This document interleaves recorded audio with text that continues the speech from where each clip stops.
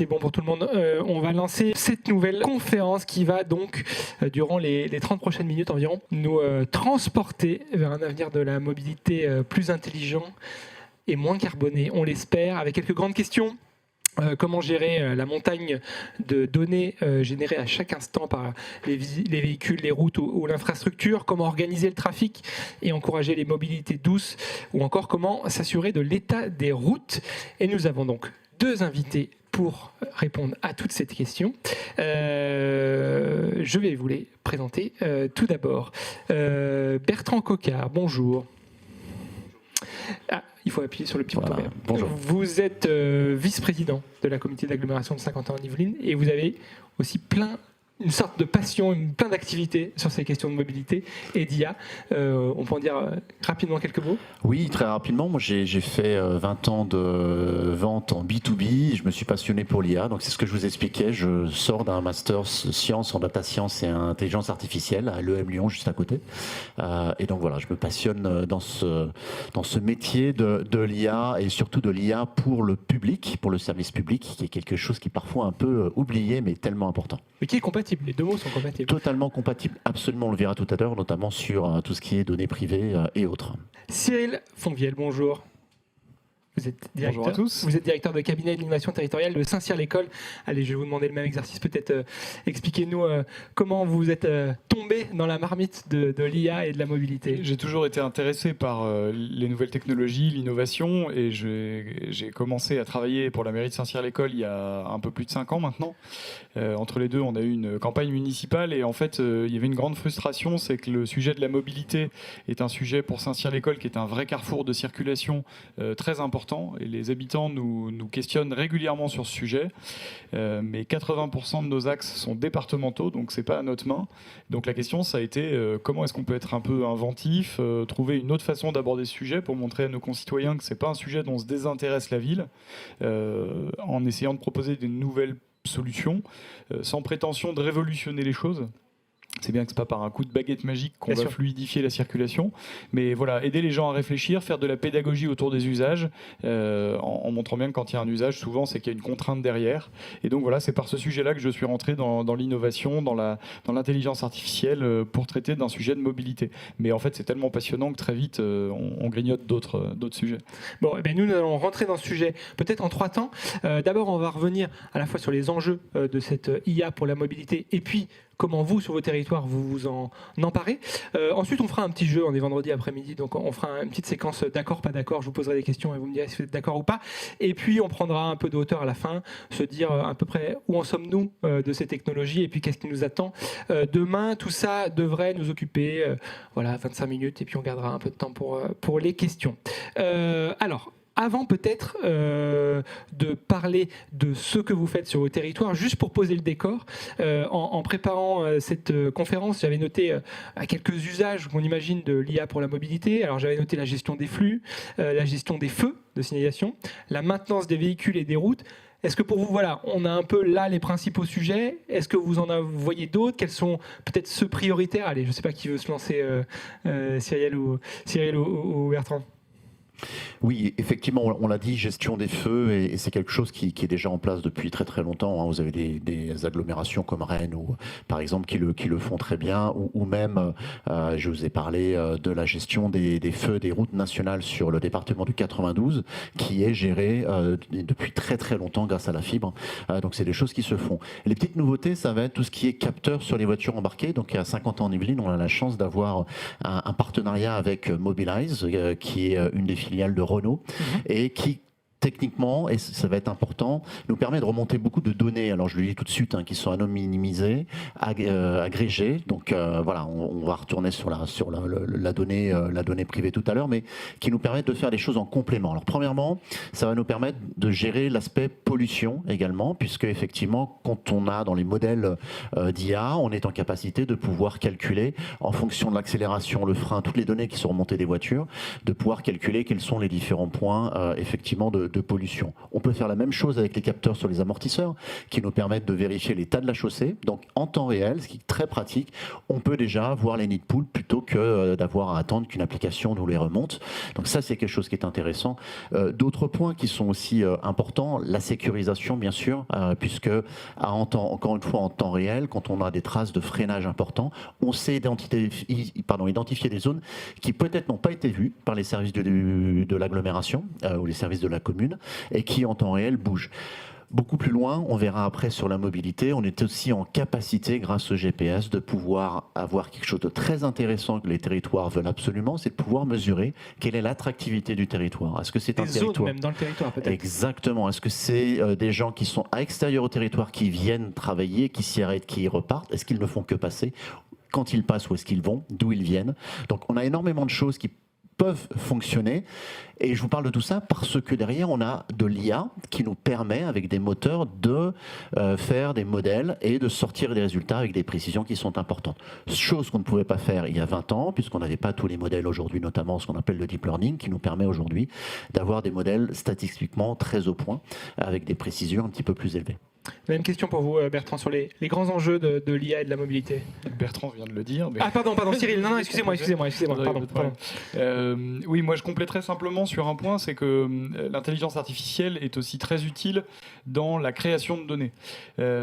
Typiquement à Saint-Cyr-l'École, avec le projet Syria, qui existe maintenant depuis 2 ans et demi et qui a été financé par la région, on est allé chercher des entreprises françaises avec des algos développés en France qui travaillent sur notre territoire, sur le territoire de l'Île-de-France. On fait du comptage et de la catégorisation de véhicules à partir des images de caméras de vidéoprotection.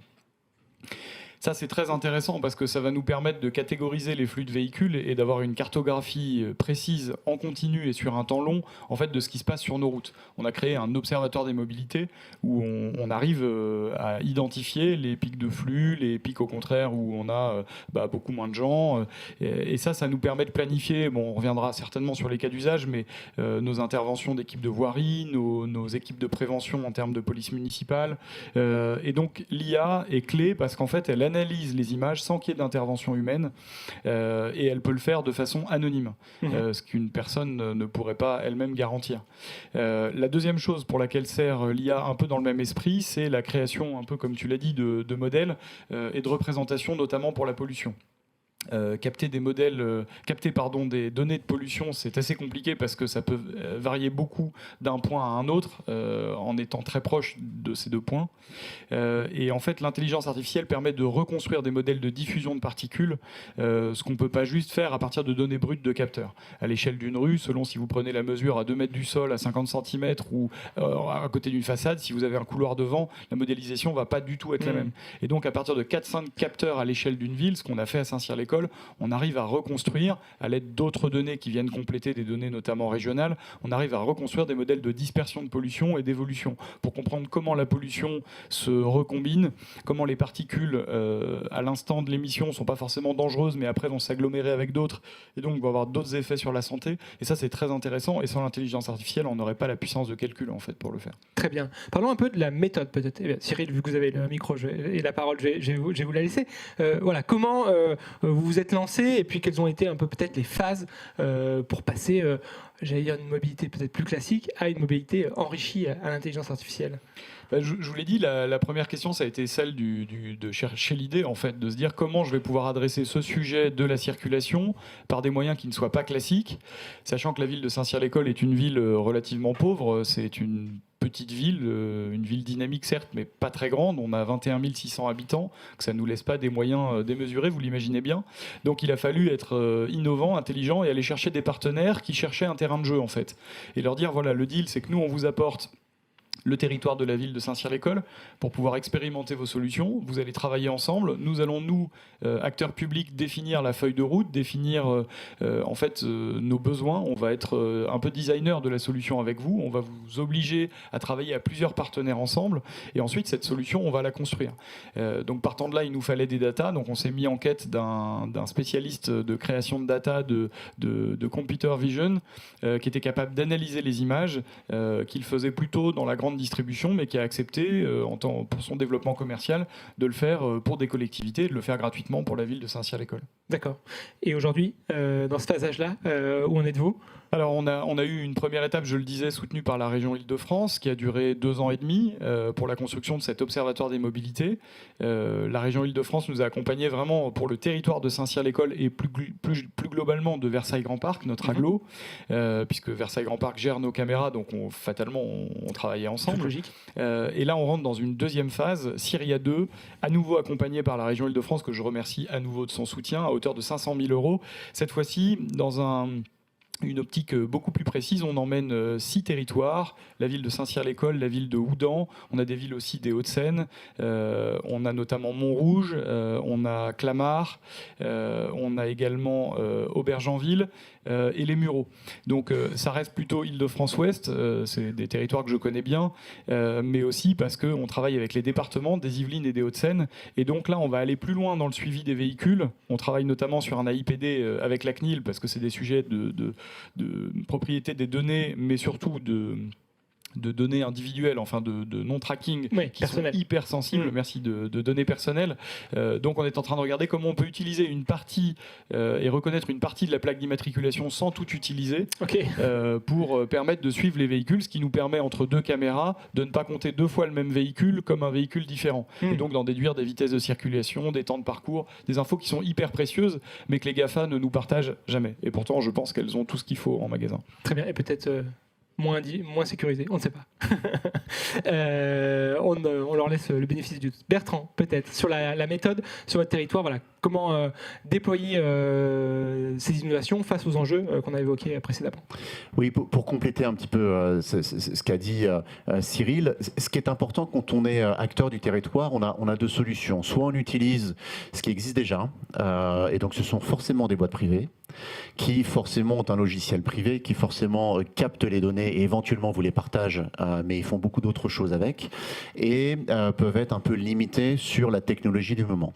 Donc ça, c'est des choses qui fonctionnent très bien, je ne dénigre pas, au contraire, je pense qu'on l'a vu sur tout ce qui est caméra de vidéoprotection, sur computer vision pour essayer de voir, identifier, reconnaître des véhicules, des types de véhicules, reconnaître des plaques, etc. C'est des choses qui fonctionnent extrêmement bien, donc il faut y aller, il n'y a pas de souci. Il faut juste se poser la question de est-ce qu'on est propriétaire des données ou on n'est pas propriétaire des données. Donc à 50 ans en Yvelines, on essaie de partir sur un modèle hub de territoire, un petit peu comme a fait Paris To Connect, que j'avais eu la chance de visiter l'année dernière, qui est, on a une problématique et on essaie de répondre à cette problématique. Et nous, 50 ans en Yvelines, intercommunalité, on n'a pas les compétences pour le faire. Donc on va essayer d'aller chercher les personnes et agréger tout ça autour d'un projet. C'est ce qu'on en a fait. Donc on a agrégé bien sûr le territoire de 50 ans en Yvelines, les villes. On a agrégé aussi Entropie, qui est une boîte qui est basée à Versailles, qui est extrêmement bonne elle, dans les calculs de, je vais rentrer un peu en détail, de deep learning en utilisant les nouveaux modèles d'effectivement Transformer, qui permet de pouvoir prédire avec une bonne précision des flux à partir de données que lui fournit Renault, qui fait partie effectivement, encore une fois, puisque Renault est à Guyancourt, sur le territoire de 50 ans en Yvelines, qui nous fournit des données sur tous les véhicules qui circulent, encore une fois des données anonymisées et agrégées, donc on ne sait pas qui fait quoi. Et enfin, on a Hexadone aussi, qui est une autre société, plutôt à destination service public, qui lui permet de gérer les données.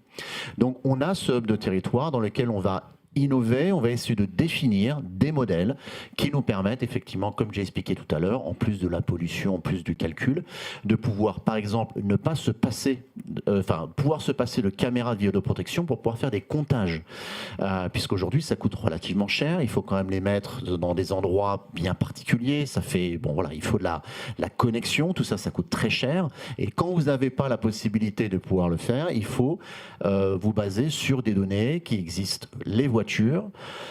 Il y a Orange aussi qui fait partie du hub, qui nous permet aussi d'avoir des données téléphone et qui donc nous permettent d'avoir ce qu'on appelle des inputs très intéressants de géolocalisation en temps réel qui nous permettent de faire travailler des modèles d'intelligence artificielle derrière. Et donc ce hub du territoire, c'est quelque chose d'ailleurs qu'on a essayé de proposer à la BPI, on a un vrai laboratoire aujourd'hui que l'on fait fonctionner. Alors, on a parlé des enjeux, on a parlé des ambitions. Dans vos témoignages, on va parler des résultats. Si on a déjà peut-être un mot. Si je peux juste compléter, j'ai un truc dont j'ai pas parlé qui est quand même important, c'est que la petite différence par rapport à d'autres projets sur la mobilité de notre projet Syria, c'est qu'on a vraiment, et c'était une demande de la région, essayé de travailler sur la logistique urbaine. En fait, souvent en termes de data, on arrive à catégoriser par le biais de caméras. Hein. On a réemployé notre réseau de caméras de vidéoprotection parce qu'il était hors de question de réinstaller des caméras pour ça, c'est clair. On a généralement une catégorisation en 4-5 catégories où en gros soit c'est une voiture, soit c'est un camion. Sauf qu'en fait, pour penser la logistique urbaine, il faut avoir une granularité qui est beaucoup plus importante que ça, parce qu'entre un camion de 9 tonnes et un camion de 44 tonnes, évidemment, c'est pas du tout les mêmes enjeux de sécurité. Une trottinette a fortiori, tout à fait, ou un vélo cargo. Donc ça, c'est souvent un peu un impensé. Aujourd'hui, les élus, les maires, les citoyens ont un peu tendance à vouloir exclure les camions de la ville pour des raisons qui peuvent tout à fait s'entendre, mais ça génère derrière d'autres problématiques que l'intelligence aide à résoudre, puisque c'est des problématiques de flux et c'est des problématiques de stock dans les magasins. Puisque si jamais on arrête d'approvisionner des magasins, il se passe une chose assez simple, c'est que les magasins sont vides. Et donc nos concitoyens ne sont pas contents. Donc on fluidifie, on optimise. L'objectif, c'est de ne pas en arriver là. Très bien. Les résultats, allez, qui se lance Bertrand, peut-être. Est-ce qu'on peut déjà voir des preuves concrètes de l'efficacité de toutes ces solutions, des projets dont vous avez parlé? Oui, alors ce qui fonctionne bien, les trois premiers résultats qui sont très bons, sur la partie pollution, on en a parlé, effectivement.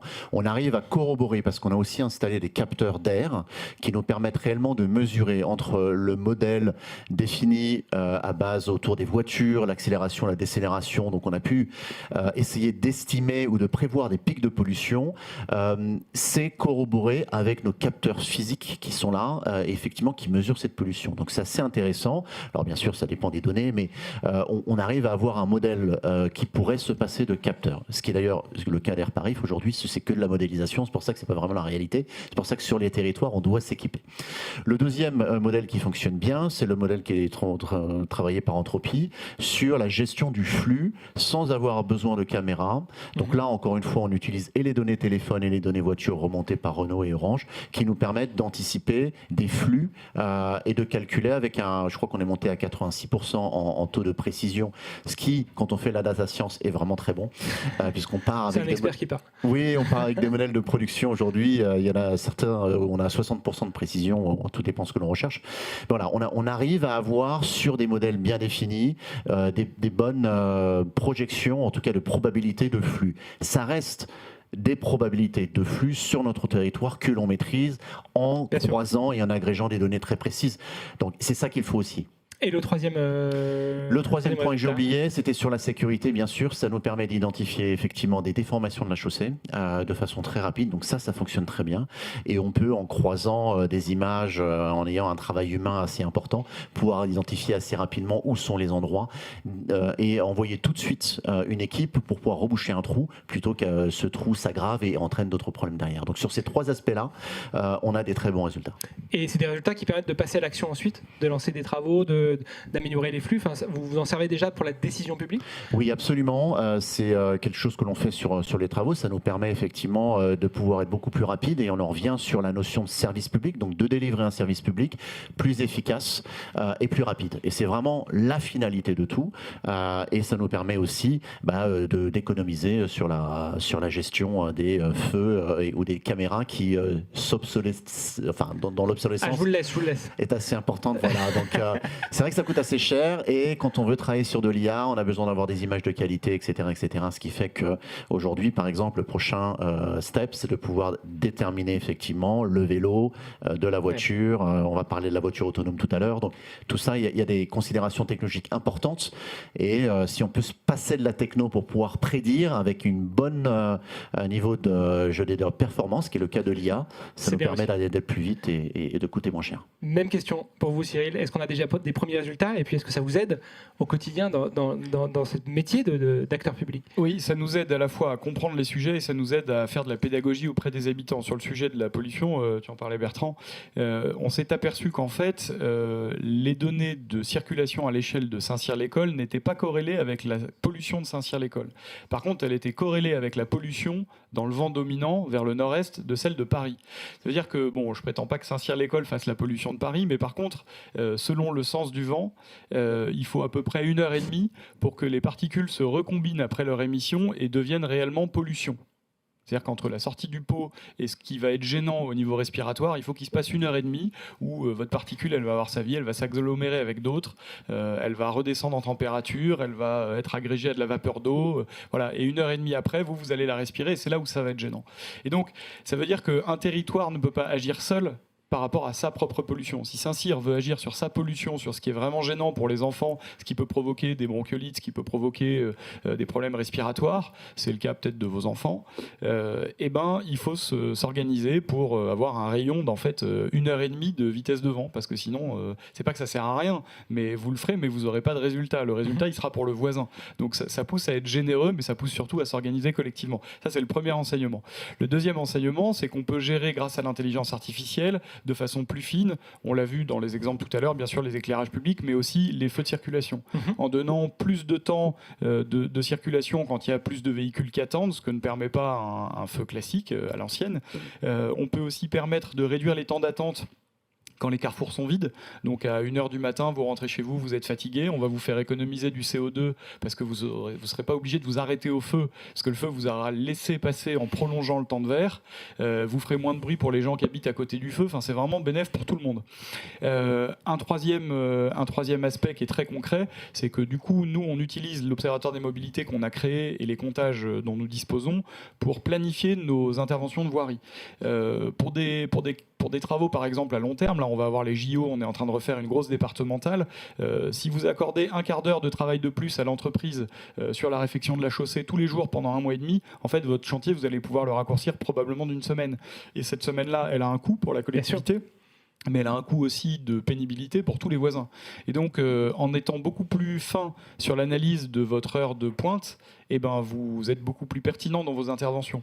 Ce cas d'usage vaut aussi, par exemple, pour la police municipale. Je le disais tout à l'heure, on avait une grosse problématique de circulation de poids lourds dans des routes qui n'étaient pas autorisées. Les gens nous disaient, je vois continuellement passer des poids lourds, mais entre je le vois, j'habite à côté, et la réalité du nombre, il y a souvent un écart. L'avantage de la data, c'est qu'en fait, ça vient objectiver une situation. Ouais. Exactement. Et donc après, on a une situation de référence, on peut agir, et donc on sait qu'il vaut mieux envoyer notre équipe de police municipale le jeudi après-midi à 17h30, plutôt que d'être obligé de les laisser toute la journée. Donc ça, c'est vraiment intéressant. Et si on va encore un cran plus loin, toute la data qu'on a créée nous permettrait, avec des nouveaux modèles mathématiques, de générer un nouveau plan de circulation à l'échelle de Saint-Cyr en fonction de ce que les élus vont déterminer. Ça vaut aussi, je pense, à l'échelle d'une agglo, mais par exemple, si on veut dynamiser le commerce de centre-ville, on va chercher à prioriser certains axes, à mieux répartir les flux, et ça, il existe des modèles mathématiques à base d'intelligence artificielle qui le font très bien. Un de nos partenaires, en l'occurrence Neovia, qui est lyonnais, une entreprise française, fait ça très bien, à la fois sur des grands axes avec des calculs de report de trafic, mais aussi des analyses d'impact quand on décide de changer par exemple un feu rouge pour un rond-point ou un céder le passage. Et ça, pour le coup, ça permet d'avoir des tendances avant de faire les travaux qui permettent d'aider à la décision des élus, et c'est très précieux. Parfait. Je vois que le temps file, donc nous allons passer à notre deuxième partie un peu récréative avec ces petites questions. Donc voilà, c'est 5 affirmations un peu définitives sur l'intelligence artificielle et la mobilité, puis vous me dites si vous êtes chacun d'accord ou pas d'accord. Allez, je commence par la première. L'intelligence artificielle pose des problèmes de confidentialité. Oui, bien sûr, mais pas que l'IA. Souvent, je compare. On parle beaucoup et on a peur de ce qu'on ne connaît pas. Donc, l'intelligence artificielle est quelque chose qui fait peur, qui n'est pas connu. C'est ce que je disais tout à l'heure. Les gens ont peur de l'IA et notamment de l'utilisation des données que l'on peut en faire, mais sont tout à fait d'accord pour envoyer toutes leurs données sur leur téléphone, puisque 95% des gens envoient toutes les données sur leur téléphone. Ils ne le savent même pas, et pourtant, elles sont envoyées à tous les Google et dans le nuage, avec des données très confidentielles, parce que là, pour le coup, ce sont des données de déplacement. Donc oui, l'IA aujourd'hui peut poser un problème de confidentialité. Le législateur aujourd'hui va plutôt dans le bon sens. On a la chance d'avoir, et les Venenois, un ministre Jean-Noël Barrot qui est très compétent dans la matière et qui permet de mettre des lois en place. Encore faut-il qu'elles soient appliquées. Donc c'est important. L'IA, il faut toujours se rappeler que l'homme est dans la loupe et c'est quelque chose qui est important. Son rôle, il est important. Même question, Cyril. Je suis totalement d'accord. C'est-à-dire que en fait, l'IA pose le même problème que l'informatique, mais un cran au-dessus. En fait, la facilité de partage, la facilité de créer de nouveaux usages, vous faites des liens, vous faites 4-5 clics quand vous savez bien faire, vous faites quelques lignes de code et vous arrivez à croiser des données de façon très pertinente pour déterminer des comportements. Évidemment, derrière, il y a la question du respect de la vie personnelle, donc oui, je suis d'accord avec ce sujet-là. Autre affirmation, l'intelligence artificielle ne résoudra pas la pollution automobile. Oui, je suis assez d'accord. En tout cas, pas toute seule. Il faut trouver d'autres façons de gérer les mobilités, de réduire les déplacements, de peut-être mutualiser les transports. L'intelligence artificielle peut participer, mais de toutes les façons, l'intelligence artificielle prendra jamais la décision toute seule. Déjà, c'est à l'homme de déterminer l'objectif qu'il assigne à l'intelligence artificielle et de le piloter dans son travail. Et ça, on le supprimera jamais. Bertrand ? Alors, bon, je vais apporter la contradiction, sinon c'est pas fun. Non, moi je crois que ça peut supprimer la pollution. Si on prend aujourd'hui, et c'est un petit peu mon dada, les voitures autonomes, à l'orée de 10, 15, 20 ans. Aujourd'hui, on a déjà des voitures autonomes qui circulent en niveau, ce qu'on appelle niveau 3 à niveau 4. Donc vraiment, on commence à être dans l'autonomie dans lequel l'homme est derrière, mais n'interagit pas. C'est la voiture qui décide de tout. Que ce soit à Munich, que ce soit à Londres, il y a déjà aujourd'hui des expérimentations, ou même à San Francisco, de voitures autonomes. Une fois qu'on a les voitures autonomes, forcément derrière, ça appelle l'électricité, ça appelle pas mal de choses qui font qu'on arrive à réguler. Et en tout cas, la pollution véhicule peut être très largement limitée ou supprimée grâce à l'intelligence artificielle. J'avais prévu 5 questions, on en fera 3 parce que le temps court. Et la dernière, elle est volontairement un peu provoque. L'intelligence artificielle pour la mobilité, les élus n'y comprennent rien. Alors, est-ce que vos élus comprennent bien ces sujets ? Les élus n'y comprennent rien, mais c'est normal, puisque je pense que tout est fait pour, à la fois, je vais taper un peu sur les consultants, vendre des choses qui sont très compliquées, mais qui sont relativement très simples. Et le grand public n'y comprend pas non plus. Et c'est une fois qu'on a parlé de l'intelligence artificielle, en fait, c'est rien. C'est quel est l'usage aujourd'hui, qu'est-ce que l'on peut mettre comme usage derrière au service du public. Et ça, il faut avoir une culture de la donnée qui aujourd'hui est déjà plus ou moins ancrée chez nos jeunes, mais mal ancrée, je dirais, parce que pas utilisée à bon escient, et qui est, faut le reconnaître, les élus ont plutôt une moyenne d'âge assez élevée, parce que c'est comme ça en France, et donc c'est plus compliqué. Donc ce travail d'acculturation est essentiel aujourd'hui, bien avant de parler de l'IA. Même question, Cyril. Oui, les élus en fait n'y connaissent pas plus que, à part certains, comme par exemple Bertrand, parce que c'est sa passion, mais globalement les élus n'ont pas une culture plus profonde sur l'intelligence artificielle, le numérique, que la population générale. Donc en fait, c'est vrai que ça tourne assez vite à la discussion café du commerce. Après, les gens sont pas hostiles de base. J'ai fait un petit sondage sur mon profil LinkedIn avant de venir aujourd'hui en demandant aux gens s'ils confieraient la gestion de la mobilité collective à l'intelligence artificielle. Et en fait, à 75%, les gens disent pourquoi pas, ça serait intéressant d'essayer. Donc ils y voient un bénéfice. Ils y voient un bénéfice, en tout confier. cas, ils donnent le bénéfice du doute en disant ça vaut le coup de tenter. Ouais. Allez, il reste vraiment quelques minutes à ma montre. J'aimerais qu'on termine juste par la dernière question qui vise un peu à se projeter sur la suite des usages de l'intelligence artificielle pour la mobilité. S'il y avait comme ça quelques sujets, quelques technos à suivre dans les prochains mois, les prochaines années, lesquels seraient tel ou tel selon vous? Allez, monsieur Cyril, vous aviez la parole. L'IA générative aujourd'hui, c'est quand même assez fascinant. Y compris pour la mobilité? Alors pour l'instant, c'est pas encore appliqué à la mobilité, mais l'IA générative dans la façon de gérer une collectivité, ça ouvre des perspectives assez stupéfiantes. Ok, Bertrand. Alors, côté.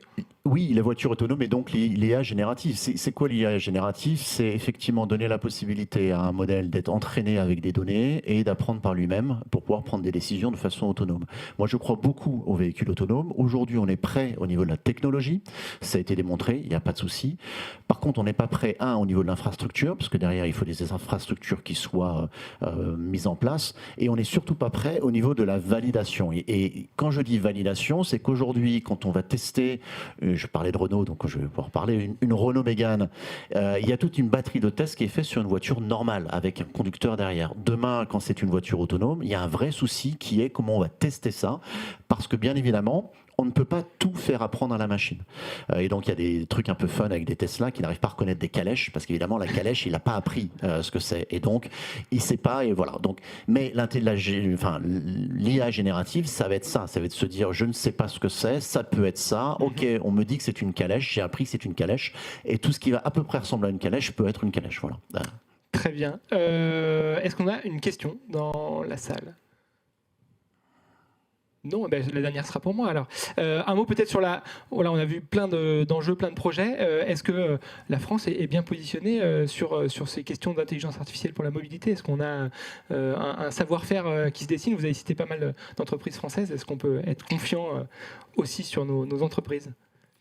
Moi, je le suis pour une raison simple, c'est qu'en fait, plutôt que la taille maintenant, ce qui fait la force et la capacité de réussir, c'est l'agilité. Et de ce côté-là, les Français ont un état d'esprit, ont une culture en fait qui les rend spécialement agiles dans ce domaine-là. Ce dont on aurait besoin parfois, c'est que la loi soit un peu dépoussiérée, parce que dans de nombreux usages, y compris sur la mobilité, sur la gestion en partie sur la question des déplacements en ville, la question de l'usage de l'outil de vidéoprotection, de vidéo-verbalisation. Aujourd'hui, on a des lois qui datent de 2006-2007. En fait, c'est un monde entre les deux. Oui, il s'est passé beaucoup de choses. Le message est passé. Bertrand, même question. Oui, carrément. Il faut savoir quand même qu'on a deux personnages très importants de l'IA qui sont français. C'est Monsieur Julia et Monsieur Lequin, qui ont développé l'intelligence artificielle justement parce qu'il y a eu les systèmes neuronaux, donc le fameux deep learning qui s'est développé. Et ces deux personnes-là sont vraiment à la pointe aujourd'hui de l'IA. Simplement, ils ne sont pas en France, ils sont partis dans d'autres pays. C'est le drame français, la fuite des cerveaux. Mais oui, je veux absolument insister. Il y a 2 jours, parce qu'on va parler, on ne peut pas parler du hub de territoire sans parler de l'open data, quelque chose d'essentiel aujourd'hui, parce que oui, on sait faire de l'argent sur l'IA, mais nous, notre service, c'est de rendre un service public et donc la donnée doit être partagée. On a annoncé il y a 2 jours une des premières souverainetés en termes d'IA, qui est la création de ce modèle, ce qu'on appelle LLM, donc génération AI générative, par Mistral AI, qui est une société française qui a développé un modèle de 7 gigas, je ne vais pas aller dans les détails, mais qui est léger et surtout qui est modulaire, qui s'adapte à différents types d'usages. Et c'est la première fois qu'effectivement un modèle français tient la dragée haute au modèle Llama de Google ou ChatGPT US, Microsoft. Parfait. Eh bien, nous resterons sur ce dernier sujet. Merci à tous les deux pour vos interventions. Merci à tous. Merci.